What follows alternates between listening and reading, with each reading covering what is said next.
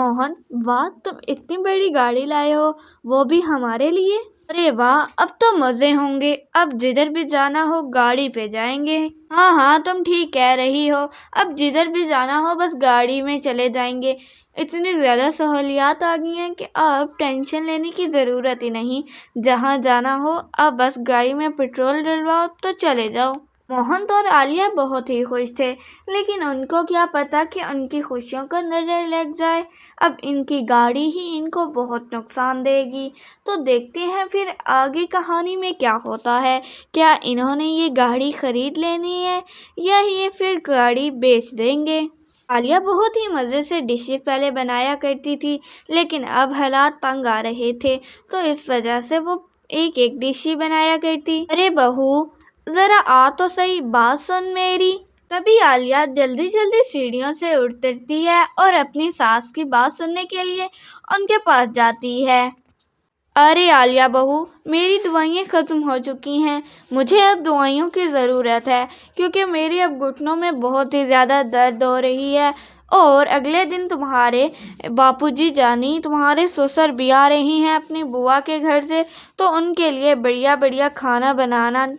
अरे माँ जी, मैं क्या बताऊँ, जब से ये न्यू गाड़ी ली है उससे इतने हालात तंग हो चुके हैं कि अब एक ही हांडी रोज़ाना पकती है।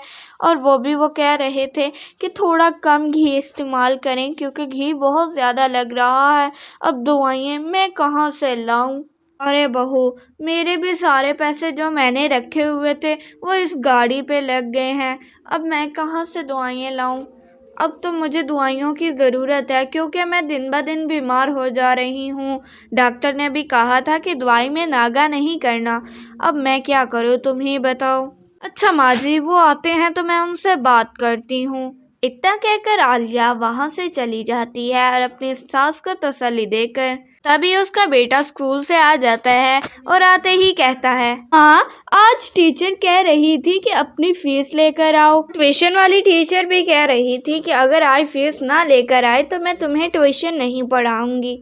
अब मैं क्या करूं, सारे एकदम से ही मेरे सर पर सवार हो चुके हैं। मुझसे तो अब पढ़ा भी नहीं जा रहा, इतनी टेंशन है मेरे सर पर। अरे तुम टेंशन मत लो, तुम्हारे पिताजी आते हैं तो मैं उनसे कहती हूँ, और 2-3 दिन तुम स्कूल ही ना जाओ। जब पैसे होंगे तो उधर भी फीस दे देंगे और ट्यूशन वाली को भी फीस दे देंगे। अब गाड़ी खरीद ली है तो सबको ऐसे ही लग रहा है कि हम बहुत अमीर हैं, लेकिन मैं बात करूँगी। जब थोड़ी देर बाद उसका शौहर आता है तो वो उससे कहती है, मुझे ना आपसे एक बात कहनी है। अम्मा जी कह रही थी कि उनकी दवाइयाँ ख़त्म हो गई हैं, वो भी लानी है, और साथ साथ मैं भी कह रहा था कि उसकी स्कूल और ट्यूशन की फीस देनी है। मैंने तो उसको कह दिया है कि 2 दिन स्कूल मत जाओ, क्योंकि उसको तो इतनी टेंशन आ गई है। बताओ क्या करें।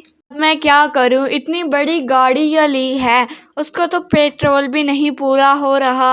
अब इतनी मुश्किल हो रही है, तुम भी थोड़ा आहिस्ता हाथ रखो, घी भी इतना ज़्यादा लग रहा है। रोज़ाना कोई ना कोई डिश बना लेती हो।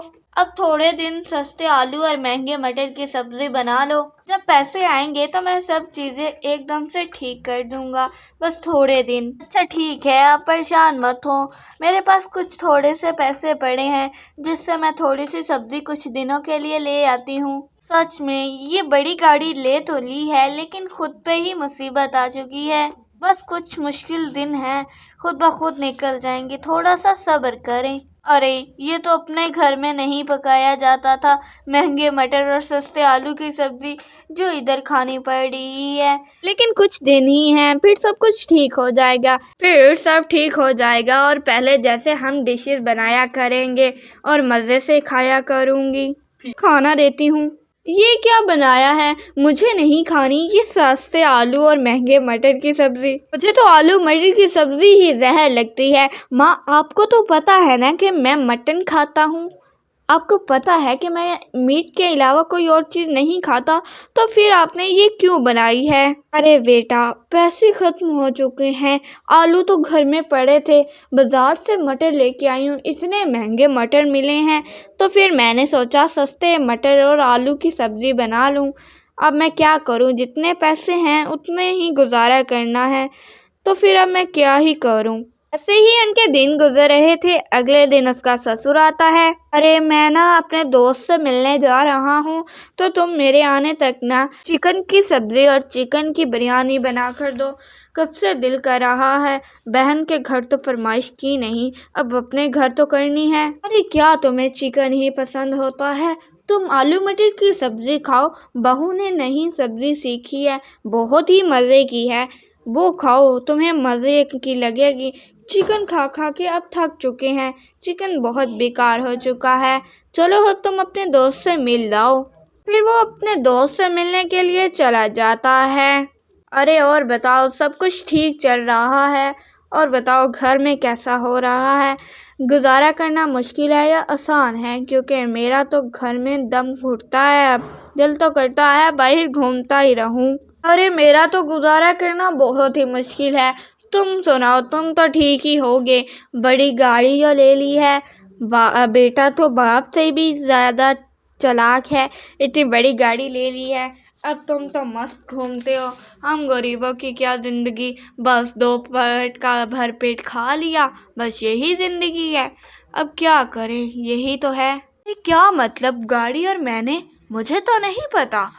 अरे ज़रूर इन लोगों ने छुपाया है, और ये इनके हालात भी ख़राब हो चुके हैं, जब मुझे चिकन बनाने से मना कर रहे थे। रुको मैं चलता हूँ।